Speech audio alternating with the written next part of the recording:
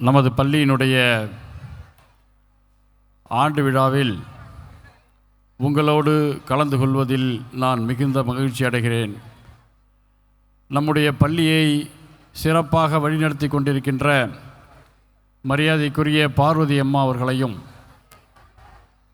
Correspondent அன்பிற்குரிய நண்பர் ரவி அவர்களையும், எப்போதும் நான் சொல்வதுண்டு த அயன் லேடி அப்படின்னு சொல்லுவதுண்டு, அவர்களையும், சிறப்பாக இந்த பள்ளியை வழிநடத்தி கொண்டிருக்கின்ற ஆசிரியர் பெருமக்களையும் ஆசிரியைகளையும் உங்கள் அனைவரையும் பாராட்டி, காலத்தின் அருமை கருதி இயற்கை சதி செய்கிறது, இடையிடையே மழை வேறு கண்ணாமூச்சி ஆடுகிறது, அதனால் சுருக்கமாக பேச வேண்டிய நிர்பந்தத்தில் நான் இருக்கின்றேன். பெரிதாக மாணவ செல்வங்களுக்கு ஏதாவது அறிவுரை சொன்னால் கண்டிப்பாக அவங்களுக்கு பிடிக்காது. அவங்களுக்கு பிடிச்ச மாதிரி சொல்லணும், அவ்வளோதான்.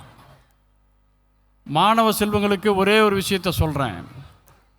நீங்கள் எதுவாக ஆகணும்னு நினைக்கிறீங்களோ அதுவாக ஆகலாம். கண்டிப்பாக 10th படிக்கிற மாணவங்க, +2 படிக்கிற மாணவங்களாம் இப்போவே முடிவு பண்ணிவிடுங்க.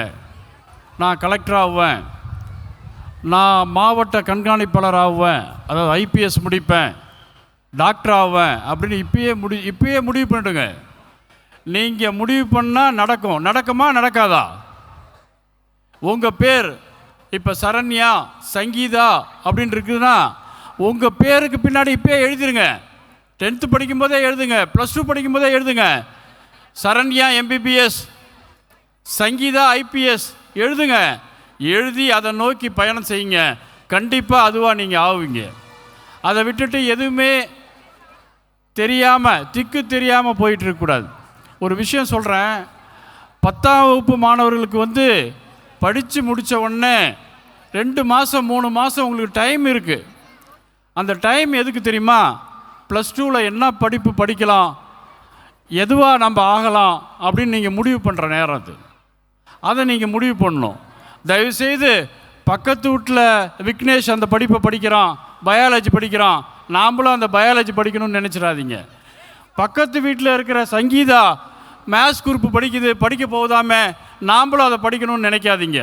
உங்களுக்கு என்ன வருமோ, உங்களுக்கு என்ன விருப்பமோ அந்த பாடத்தை தேர்வு செய்வதற்கு தான் அந்த 2 மாதம் டைம் கொடுத்துருக்காங்க. அந்த 2 மாதத்தில் உங்களுடைய ஆசிரியர்களை பாருங்கள், உங்களுடைய பெற்றோர்களை கலந்து கொள்ளுங்கள். அவங்க உங்களுக்கு நல்லா வழிகாட்டுவாங்க. 10th முடித்த பிறகு +1 +2 அதுக்கேற்ற படிப்பை உங்களுக்கு தருவாங்க. நான் ஆசிரியர் பெருமக்களுக்கு ஒரு அன்பான வேண்டுகோளை எப்பயும் சொல்லுவேன், பெற்றோர்களுக்கு சொல்லுவேன். என்னன்னா, எப்போ பார்த்தாலும் இந்த மாணவர்களை பாராட்டிக்கிட்டே இருங்க. நீ நல்லவன், நீ படிப்ப, உன்னிட்ட திறமை இருக்குது, உன்னிட்ட அறிவு இருக்குது அப்படின்னு பெற்றோர்களும் ஆசிரியர்களும் பாராட்டிக்கிட்டே இருக்கணும். அப்போ தான் வடிவேல் சொல்கிற மாதிரி, இன்னமாடா நம்மளை இந்த ஊர் நம்புது அப்படின்னு சொல்லிட்டு நாம் படிக்கணும். நம்மளை வேறு அறிவாளின்னு சொல்லிட்டாங்களே, நம்மளை வேறு நல்லவன்னு சொல்லிட்டாங்களே, நம்ம தப்பு பண்ணிட்டோம்னா அசிங்கமாயிடுமே, நம்ம படிக்காத விட்டுட்டா அசிங்கமாயிடுமேன்னு படிக்க ஆரம்பிச்சிடுவாங்க. அதனால தான் சொல்கிறேன், ஆசிரியர்கள் அனைவரும், இங்கே வந்திருக்கின்ற பெற்றோர்கள் அனைவரும் உங்கள் பிள்ளைகளை பாராட்டிக்கிட்டே இருங்க, ஊக்குவிச்சுக்கிட்டே இருங்க. கண்டிப்பாக அவங்க அந்த இலக்கை கண்டிப்பாக அடைவாங்க. இன்னொரு விஷயம் என்னென்னா, இப்போ இருக்கிற மாணவன் 10வது படிக்கும்போதே ஒரு மாணவன், நான் ரேஞ்ச் ரோவர் கார் வாங்குவேன், பென்ஸ் கார் வாங்குவேன், இந்த காரை வாங்குவேன்னு சொல்லிவிட்டு அவன் இலக்கை நிர்ணயிக்கணும். வீட்டில் இருக்கிற பெற்றோர்கள்லாம் அவனை சண்டை போடக்கூடாது, அவனை திட்டக்கூடாது. என்னடா 10வது படிக்கும்போதே பென்ஸ் கார் வாங்குங்கிற, வேல்ஸ் வேகன் வாங்குகிற அப்படின்னு சொல்லி சண்டை போடக்கூடாது. அவன் அப்போ நினச்சாதான் படித்து முடித்த உடனே அந்த இலக்கை அவன் அடைவான். எடுத்த உடனே கார் வாங்க வேணாம், இப்போ வேல்ஸ் வேகன் வாங்க வேணாம், எடுத்த உடனே ஒரு மாருதி சுசுகி கூட வாங்கலாம். அப்போ அதில் அடிப்படையாக போய் அவன் போகணும். அடுத்து மாருதி சுசுகி வாங்கின பிறகு இனோவா வாங்கணும், ரேஞ்ச் ரோவர் வாங்கணுங்கிற மாதிரி வருவான். அவனை கனவு காண விடுங்கள். அதற்கு நீங்கள் ஆசிரியர்களும் பெற்றோர்களும் உறுதுணையாக இருங்கள். நம்மளுடைய கல்வி நிறுவனம் கண்டிப்பாக அதுக்கு உறுதுணையாக இருக்கிறது. நம்ம கல்வி நிறுவனத்தில் ஏராளமான டாக்டர்களும் இன்ஜினியர்களும் உயர்ந்த பதவியில் இருக்கின்றவர்களும் நிறைய படித்திருக்கிறார்கள். அதற்கு உதாரணமாக என்னுடைய 2 பிள்ளைகளும் நம்முடைய பள்ளியில்தான் படித்தார்கள். இன்றைக்கு அவர்கள் டாக்டராக இருக்கிறார்கள். ஒருவர் முதுகலை டாக்டராக இருக்கிறார், ஒருவர் இளங்கலை டாக்டராக இருக்கிறார். அதற்கும் அடித்தளமிட்டது நம்முடைய பள்ளி. நான் நம்முடைய பள்ளி என்று சொல்வதற்கு கூட காரணம், அந்த அளவுக்கு இந்த பள்ளியின் மீது எனக்கும் உரிமையும் அக்கறையும் உள்ளது என்பதால் தான் நான் எப்பொழுதுமே சக்தி பள்ளியை நம்முடைய பள்ளி என்று கூறுவது உண்டு. எப்பயுமே எந்த ஸ்கூலில் சேர்க்கலாம் என்ன அப்படின்னு சொல்லி சொன்னாவே, நீங்கள் உலகத்தரத்துக்கு அங்கே இங்கெல்லாம் எங்கேயுமே போக தேவையில்லைங்க, சென்னை போக தேவையில்லை, கோயம்புத்தூர் போக தேவையில்லை, நம்ம சக்தி ஸ்கூலில் சேருங்கன்னு தான் நம்ம சொல்லுவோம். ஆக எல்லா வசதியோடு கூடிய நவீன வசதிகளும் உள்ளடக்கிய இந்த பள்ளியை நீங்கள் எல்லாம் பயன்படுத்தி கொண்டு வருங்காலத்தில் உயர்ந்தவர்களாக சான்றோர்களாக உங்களை ஆக்குவதற்கு தயார்படுத்தி கொள்ளுங்கள்.